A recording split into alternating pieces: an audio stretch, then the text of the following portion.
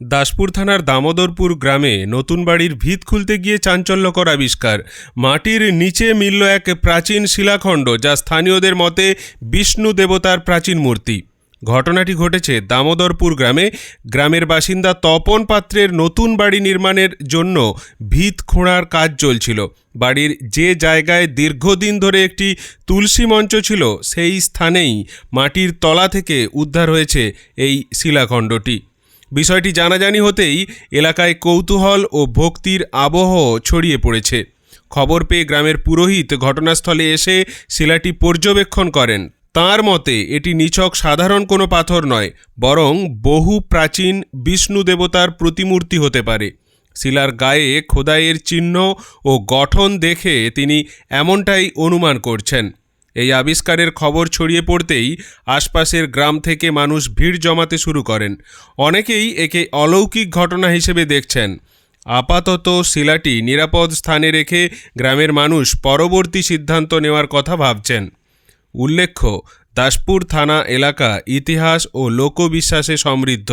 ফলে এই শিলার ঐতিহাসিক ও ধর্মীয় গুরুত্ব যাচাই করতে প্রত্নতত্ত্ব বিশেষজ্ঞদের মতামত নেওয়ার দাবিও উঠছে গ্রামবাসীদের একাংশের মধ্যে। বলছি, কিভাবে পেলেন এই পাথরটা বা এই পাথরটা ঘর খুলছিল, হাতটা নামা কমত।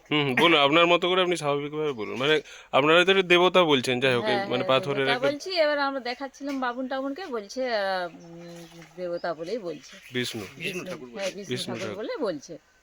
কিসে, মানে বাড়ির ভিত খোলা হচ্ছে? বাড়ির ভিত খোলা হচ্ছিল, তাই পেয়ে কাদা মাখানো হয়েছিল। সেইটি এবারে ধুতে মাজতে এটা বুঝা গেল। আচ্ছা, এই গ্রামটার নাম কি? দামোদরপুর। আপনার নাম? মনিকা পাত্র। স্বামী? তপন পাত্র। এখন তাহলে পুজো করছেন তো নাকি? না, পূজা টুজা করে কিছু করা হয়নি। এবার বাবুনকে দেখানো হয়েছে, সে বলছে বাবু নিয়ে চলে যাবে, যে নিয়ে যাওয়ার জন্য সে বলছে।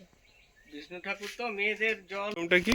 ছেলেদের দিকে জল তুলসী দিতে হয় বিষ্ণু ঠাকুরকে। ওই জন্যে ছেলে তো পারবে না বলে বামুনের উপরেই দিয়ে দেওয়া হবে আর কি। আচ্ছা, আমাদের যে পুরোহিত, আমি ছিলাম, বামুন সেদিন এসেছিল, বলছিল এটা তো হ্যাঁ, কি বলছেন ব্রাহ্মণ? কি বলছেন? বামুন ঠাকুর দেখে বলছে যে এটা তো বিষ্ণু ঠাকুর, এটাকে বাড়িতে মধ্যে না রেখে পূজা টুজার একটা ব্যাপার আছে, এটা আমরা মন্দিরে গিয়ে এটা আমরা আমাদের কাজ করে এটা মন্দিরে অভিষেক করে এটা আমরা পূজা টুজার ব্যাপারে আমরা মন্দিরে রাখবো। এই গ্রামের মন্দিরে? হ্যাঁ, আমরা মায়ের মন্দির, এই গ্রামের যে শীতলা মন্দির? হ্যাঁ শীতলা মন্দির। বামুন ঠাকুর এসে বলেছে, আমি ছিলাম, সেটা শুনেছি অবশ্যই। আচ্ছা, আচ্ছা। তারপর সে বলছিল তারপর দিন এসে নিয়ে যাবে, তবে এখানে এসে পূজা করতে দিন আসে, তারপরে ওখানে হয়তো তার খেয়াল নেই কিংবা হয়তো খেয়াল আছে, হয়তো নিয়ে জানার সুযোগ ঠিক মতো হয়নি। কি মনে হচ্ছে এই যে মনে হচ্ছে কি পুরানো খুবই, কি দেখে কি মনে এই হচ্ছে? ঠাকুর হ্যাঁ। শিলামূর্তিটা, হ্যাঁ, হ্যাঁ। হ্যাঁ পুরান তো অবশ্যই। কেন এটা তো আমার এরা হচ্ছে পিস্তুত ভাইপো এরা।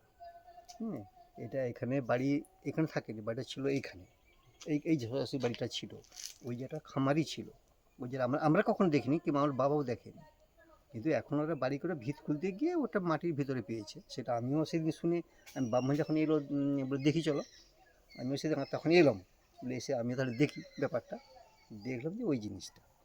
তো ব্রাহ্মণ বলেছে এটা বিষ্ণু ঠাকুর, ব্রাহ্মণ বলেছে। আপনার নাম? আমার নাম প্রভাকর মণ্ডল। দামোদরপুরের বাড়ি? না, এটা আমার বাড়ি শ্রীরামপুর, পাশের গ্রাম। আপনার নাম? আমার নাম যাদব মাঝি। আচ্ছা, এই এলাকাটা খুব প্রাচীন, মানে পুরানো, আপনি তো বয়স্ক মানুষ আছেন। প্রাচীন খুব একটা নয়, প্রাচীন হয়েছে ওই বাঁধ ভাঙার সময় থেকেই। এত মনার খবর, মনার চতুর্দিকে খবরটা আপনাদের এতেই গেছে। বাঁধ ভাঙার সময় থেকেই মানে বাঁধ যে ঘুম হয়েছিল না, সেই সময় থেকেই আরো একটু হয়েছে, জানাজানি হয়েছে।